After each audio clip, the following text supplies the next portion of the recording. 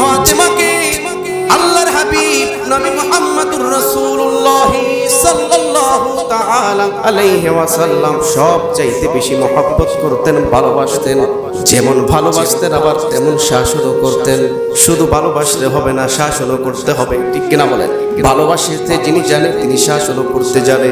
সেই জন্য আল্লাহর হাবিব সাল্লাল্লাহু তাআলা আলাইহি ওয়াসাল্লাম একবার ফাতেমার ঘরে প্রবেশ করলেন, ডাক দিয়ে বলেন, তোমার স্বামী আলী কোথায়?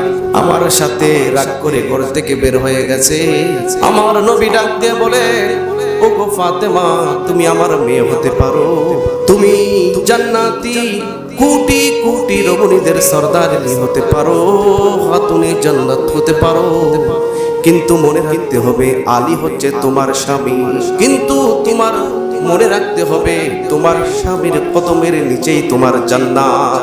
তোমার স্বামী আলীকে তোমাকে এতই মহব্বত করতে হবে, ভালোবাসতে হবে, মনে রাখতে হবে স্বামীর কদমের নিচে তোমার জান্নাত।